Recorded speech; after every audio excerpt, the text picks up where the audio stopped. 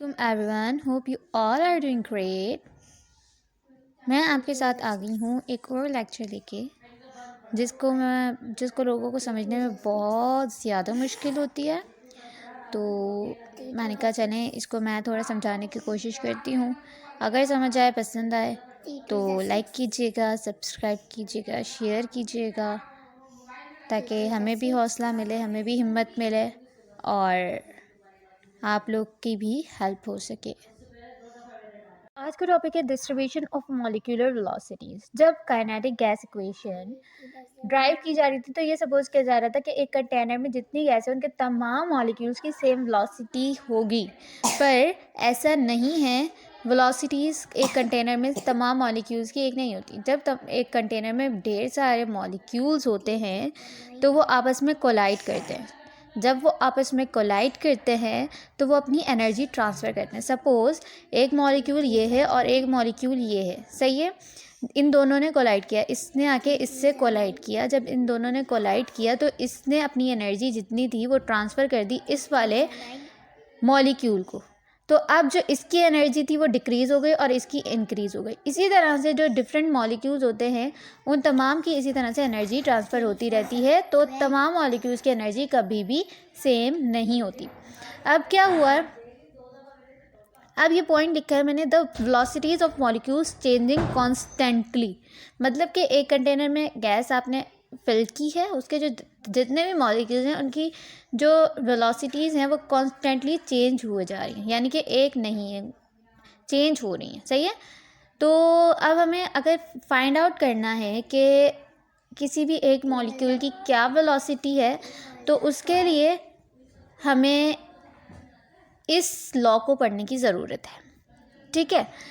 Maxwell ने यही काम किया था कि हम किसी भी एक मॉलिक्यूल की अगर वेलोसिटी फाइंड आउट करना चाहें, क्योंकि मॉलिक्यूल बहुत स्मॉल होता है, तो उसकी वेलोसिटी हम किस तरह से फाइंड आउट करेंगे, तो इसका आंसर हमें इस लॉ से मिलता है।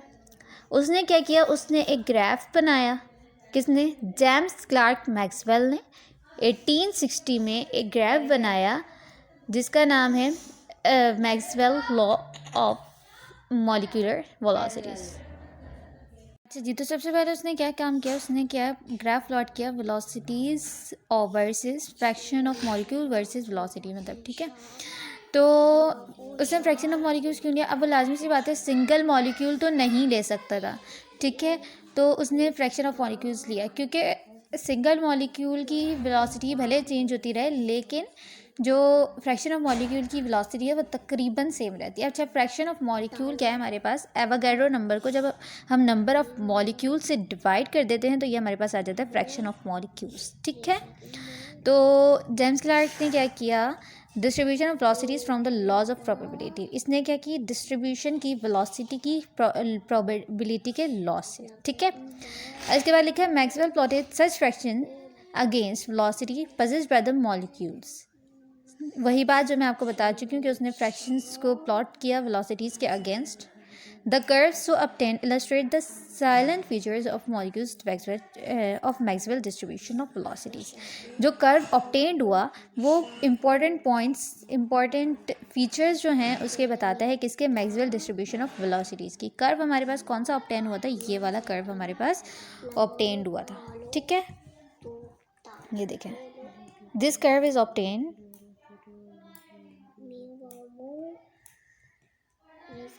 ओके, सो अब 3 पॉइंट्स लिखे हैं मैंने जिसके थ्रू मैं आपको इस पूरे कर्व को समझाऊंगी और उन्हीं 3 पॉइंट से आपको ये पूरा टॉपिक समझ आ जाएगा, ठीक है। तो ग्राफिकली एक्चुअली मैं जो समझा रही हूँ ग्राफिकली आपको मैक्सवेल का लॉ समझा रही हूँ, ठीक है। आप 3 पॉइंट्स दिखाती हूँ, एक एक पॉइंट करके आपको समझाती जाऊँगी और फिर बताती जाऊँगी, okay. These are the 3 points which completely explains the graph given by the Maxwell. So number 1 point is a very small fraction of molecules has either very low, close to zero or very high velocities। यानी कि बहुत ज़्यादा small fraction of molecules जो हैं, यानी कि बहुत कम जो फ्रैक्शन ऑफ मॉलिक्यूल्स हैं उनके पास या तो बहुत ज़्यादा लो यानी कि ज़ीरो के नियर टू ज़ीरो या फिर बहुत ज़्यादा हाई वेलोसिटी होगी। बहुत कम मॉलिक्यूल्स ऐसे, फ्रैक्शन ऑफ मॉलिक्यूल्स ऐसे होंगे जिनके पास बहुत या तो कम वेलोसिटी होगी या बहुत ज़्यादा वेलोसिटी होगी। ये बात मैं आपको अब ग्राफ के थ्रू समझाती हूँ। अब देखें यहाँ पर ये ग्राफ है, ये देखें ये बहुत कम मॉलिक्यूल्स ऐसे हैं, फ्रैक्शन बहुत कम फ्रैक्शन ऑफ मॉलिक्यूल्स ऐसे हैं, यहाँ पर नियर टू ज़ीरो है, ठीक है। बहुत कम फ्रैक्शन ऑफ मॉलिक्यूल्स ऐसे हैं जिनके पास वेलोसिटी होगी वो या तो बहुत कम होगी या बहुत ही कम ऐसे फ्रैक्शन ऑफ मॉलिक्यूल्स हैं जिनके पास वेलोसिटी बहुत ज़्यादा होगी। अभी हमने यहाँ तक देखना है, इस डॉटेड लाइन कर्व को नहीं देखना। अभी हम इसके ग्राफ की एट फिक्स्ड टेम्परेचर पे बात कर रहे हैं। टेम्परेचर इंक्रीज़ या डिक्रीज़ करने की बात हम बाद में करेंगे। तो ये डॉटेड लाइन को अभी हमने नहीं देखना, अभी हमने सिर्फ यहाँ तक देखना है, इस कर्व को देखना है, ये जो हमारे पास ऑब्टेन्ड हुआ है। तो हमारे पास सबसे पहला पॉइंट क्या है, बहुत कम फ्रैक्शन ऑफ मॉलिक्यूल्स ऐसे होंगे जिनके पास या तो बहुत कम वेलोसिटी होगी, बहुत कम वेलोसिटी होगी या बहुत हाई वेलोसिटी होगी। समझ आ गया? वन पॉइंट क्लियर है कि बहुत कम फ्रैक्शन ऑफ मॉलिक्यूल्स, बहुत कम फ्रैक्शन ऑफ मॉलिक्यूल्स ऐसे हैं जिनके पास या तो वेरी लो मॉलिक्यूलर वेलोसिटी होगी या वेरी हाई मॉलिक्यूलर वेलोसिटी होगी, फिर इंक्रीज़ होती जाएगी, फिर डिक्रीज़ होगी। अब वो इस हिसाब से अभी आगे के पॉइंट से हम क्लियर आउट करेंगे। अच्छा जी, तो second point is most intermediate fraction of molecules have velocities close to an average velocity represented by the peak of the curve. इसका मतलब है कि बहुत ज़्यादा जो फ्रैक्शन ऑफ मॉलिक्यूल्स हैं उनके पास जो वेलोसिटी होगी वो ऐसी वेलोसिटी होगी जो कि क्लोज होगी एवरेज वेलोसिटी से, यानी कि slightly less than average velocity, ठीक है, और पीक ऑफ द कर्व से शो होगी। इसके आगे के बाद हम बाद में बताएंगे, ठीक है। उस वेलोसिटी को हम कहते हैं मोस्ट प्रोबेबल वेलोसिटी। अब इसको ग्राफ के थ्रू समझाऊंगी तो बहुत ज़्यादा अच्छे से समझ आ जाएगा। अब देखें, अगर हम ग्राफ को देख रहे हैं तो हमारे पीक पे, यानी कि जहाँ पर नंबर ऑफ मॉलिक्यूल्स सबसे ज़्यादा है, जहाँ पर नंबर ऑफ मॉलिक्यूल्स नहीं सॉरी फ्रैक्शन ऑफ मॉलिक्यूल्स सबसे ज़्यादा है पीक पर, वहाँ पर हमें कौन सी वेलोसिटी मिल रही है? वो हमें मिल रही है मोस्ट प्रोबेबल वेलोसिटी को सी से शो किया, ठीक है। तो हमें सबसे ज़्यादा वेलोसिटी कौन सी मिल रही है? Most probable.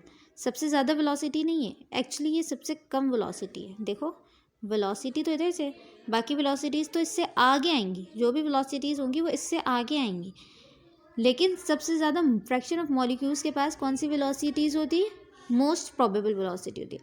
अच्छा, दो पॉइंट क्लियर हो गए।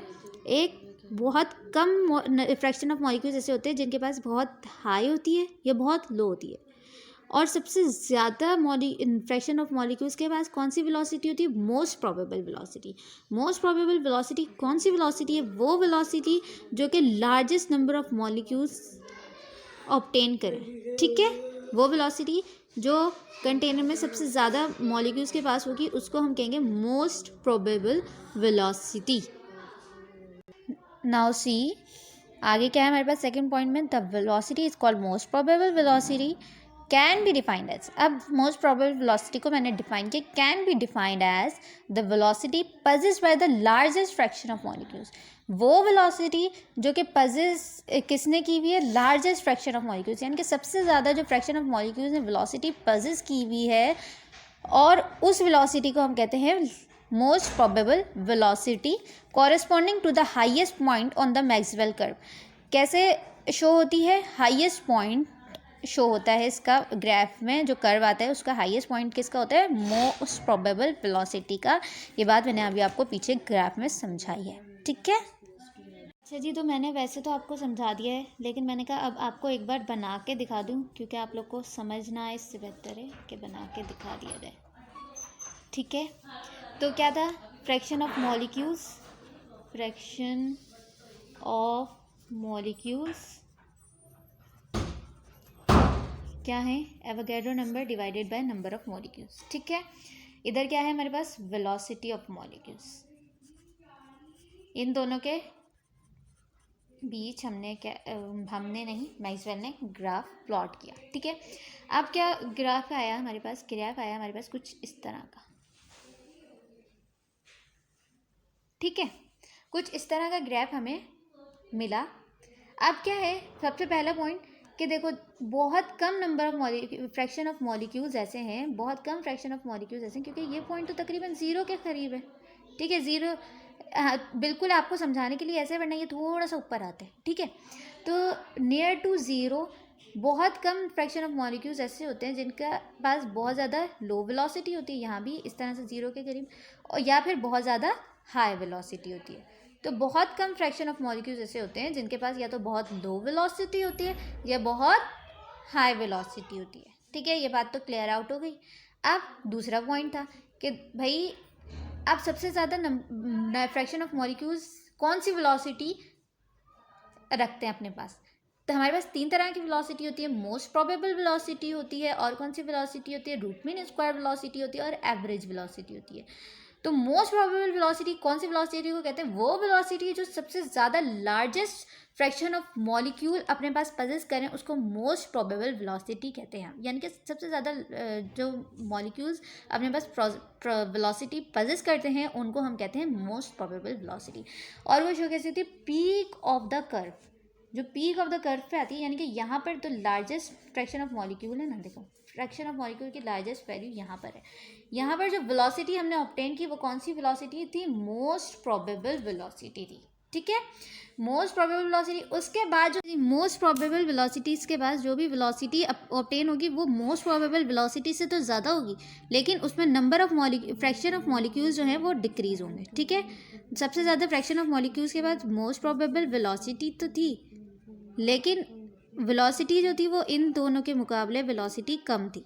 अब जो वेलोसिटीज़ ऑब्टेन होंगी वो फ्रैक्शन ऑफ मॉलिक्यूल्स, कम फ्रैक्शन ऑफ मॉलिक्यूल्स के पास होंगी, यानी कि मोस्ट प्रोबेबल वेलोसिटी जिन फ्रैक्शन ऑफ मॉलिक्यूल्स के पास हैं उनसे तो कम होंगी, लेकिन वेलोसिटी उनकी ज़्यादा होगी। यानी कि फ्रैक्शन ऑफ मॉलिक्यूल्स कम होंगे सिंपल, और वेलोसिटीज़ अब जो ऑब्टेन होंगी वो ज़्यादा ऑब्टेन होंगी, ठीक है।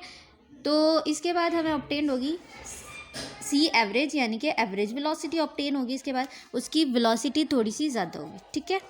और उसके बाद जो हमें वेलोसिटी ऑब्टेन होगी वो होगी रूट मीन स्क्वायर वेलोसिटी, जो कि इससे और भी ज़्यादा वेलोसिटी होगी, ठीक है। ये बात तो क्लियर आउट हो गई कि 3 तरह की वेलोसिटीज़ हमें मिलेंगी। सबसे ज़्यादा फ्रैक्शन ऑफ मॉलिक्यूल्स के पास मोस्ट प्रोबेबल वेलोसिटी होगी, उसके बाद हमें वेलोसिटी ज़्यादा मिलेगी लेकिन फ्रैक्शन ऑफ मॉलिक्यूल्स कम हो जाएंगे, ठीक है। तो सी एवरेज मिलेगी उससे कम, और फिर उससे कम रूट मीन, वो उससे ज़्यादा रूट मीन स्क्वायर, ठीक है। उसके बाद सी एवरेज, यानी कि उससे ज़्यादा सी एवरेज होगी, उससे ज़्यादा रूट मीन स्क्वायर वेलोसिटी होगी, यानी कि वेलोसिटी इंक्रीज़ हो रही है और जो फ्रैक्शन ऑफ मॉलिक्यूल है वो डिक्रीज़ हो रहे हैं, ठीक है। ये बात क्लियर आउट हो गई। अब क्या करना है, अब करना है, ये तो बात थी फिक्स टेम्परेचर पे हमने बात की है। कौन से टेम्परेचर पे बात की है, ये बात की है हमने सारी फिक्स टेम्परेचर पे। अब हम इसको या तो टेम्परेचर इंक्रीज़ करें तो क्या इफ़ेक्ट होगा, टेम्परेचर डिक्रीज़ करें तो क्या इफ़ेक्ट होगा, ये बात हमने करनी है, ठीक है। ओके जी, जब हमने टेम्परेचर को इंक्रीज़ किया तो सपोज़ ये वाला जो कर्व था ये पूरा का पूरा वाइड हो गया, और ये इसकी जो वाइडनेस थी वो इंक्रीज़ हो गई, ठीक है। ये टूवर्ड्स द राइट शिफ्ट हो गया कर्व, यही वाला कर्व यहाँ आ गया, ठीक है। और इसकी वाइडनेस जो है वो इंक्रीज़ हो गई। इससे हमें क्या शो होता है, इससे हमें शो होता है कि देखें हायर टेम्परेचर पे ज़्यादा मॉलिक्यूल्स के पास हायर वेलोसिटी होगी और कम मॉलिक्यूल्स के पास लोअर वेलोसिटी होगी, ठीक है। टेम्परेचर जब भी हम हाई करेंगे तो ज़्यादा मॉलिक्यूल्स ऐसे होंगे जिनके पास हायर वेलोसिटी होगी, और कम मॉलिक्यूल्स ऐसे होंगे जिनके पास लोअर वेलोसिटी होगी। देखो यही हुआ है ना, पहले तो हमें जो फिक्स टेम्परेचर पे ऑब्टेन हुई, अब हमने जब टेम्परेचर हाई किया तो फिर क्या हुआ, हमारे पास जो सारा कर्व था वो इधर शिफ्ट हो गया, इधर तक। पहले ये इधर तक आ रहा था, अब इसकी वाइडनेस इंक्रीज हो गई। अब जो कम मॉलिक्यूल्स हैं उनके पास कम वेलोसिटी, कम फ्रैक्शन ऑफ मॉलिक्यूल्स के पास वेलोसिटी क्या है, कम है, और ज़्यादा फ्रैक्शन ऑफ मॉलिक्यूल्स के पास वेलोसिटी हाई है, ठीक है। तो ये बात तो क्लियर है कि जब भी टेम्परेचर इंक्रीज़ होगा जो कर्व है वो टू द राइट शिफ्ट हो जाएगा। राइट शिफ्ट होने से हमें क्या पता चल रहा है कि जो ज़्यादा फ्रैक्शन ऑफ मॉलिक्यूल्स हैं उनके पास ज़्यादा वेलोसिटी है, जबकि कम ऐसे फ्रैक्शन ऑफ मॉलिक्यूल्स हैं जिनके पास कम वेलोसिटी है, ठीक है। अब जब टेम्परेचर इंक्रीज से टू द राइट शिफ्ट हो रहा है, तो जब हम टेम्परेचर डिक्रीज करेंगे तो क्या होगा, टू द लेफ्ट शिफ्ट हो जाएगा, ठीक है। और ये इसका उल्टा हो जाएगा। So this was our lecture. अगर कुछ ना समझ आए तो क्वेश्चन पूछें, मैंने आपको कोशिश की अपनी तरफ से पूरा समझाऊँ। अच्छा, मैं बोर्ड पे समझा रही थी तो ये कंप्लेंट्स आ रही थी कि आपकी आवाज़ क्लियर नहीं है, आवाज़ क्लियर नहीं है। तो अब मैंने कोशिश की है कि मैं कॉपी पे समझा दूँ ताकि आवाज़ क्लियर हो। तो लेट्स सी आप लोग का कैसे रिव्यू आते हैं। अगर आपको पसंद आए लेक्चर, ये 3 पॉइंट्स हैं जो कि मोस्ट इम्पॉर्टेंट हैं। इससे आपको पूरा क्लियर आउट हो जाता है ग्राफ, लॉ, वेलोसिटीज़ किस तरह से डिस्ट्रीब्यूट होती हैं, किस तरह से डिस्ट्रीब्यूट नहीं होती हैं, हायर टेम्परेचर करने से या लोअर टेम्परेचर करने से। मैंने लोअर टेम्परेचर का लिखा नहीं है जस्ट बिकॉज कि वाइस वर्सा होगा कि भाई हायर टेम्परेचर करने से ऐसा हो रहा है तो लोअर टेम्परेचर करने से लेफ्ट शिफ्ट हो जाएगा। ठीक है, लेफ्ट शिफ्ट हो जाएगा। अब जो ज़्यादा मॉलिक्यूल्स होंगे उनके पास वेलोसिटी जो होगी वो कम होगी, और फिर जो कम मॉलिक्यूल्स होंगे उनके पास ऐसा होगा कि वेलोसिटी हाई होगी। तो ये वाइस वर्सा होता है। तो ये बात तो वैसे ही कॉमन सेंस वाली है, समझने वाली है। उसके अलावा ये 3 पॉइंट्स ऐसे हैं कि आपको बस क्लियर आउट कर देंगे। अच्छा, इक्वेशन का ये सीन है कि आपको इक्वेशन अगर आप समझने बैठते हैं बहुत लंबा प्रोसीजर है। तो आपको मेन कॉन्सेप्ट अगर क्लियर करना है तो आप ग्राफ से क्लियर करें। आसान है, बहुत सिंपल है। अब अच्छी चीज़ें समझ आ जाती हैं ग्राफ से। ऐसे ही 3-4 पॉइंट्स लिख लें तो आपके लिए भी आसानी होगी।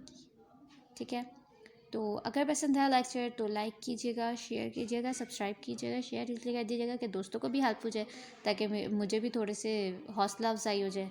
और प्लीज़ सपोर्ट अस। ओके, अल्लाह हाफिज़।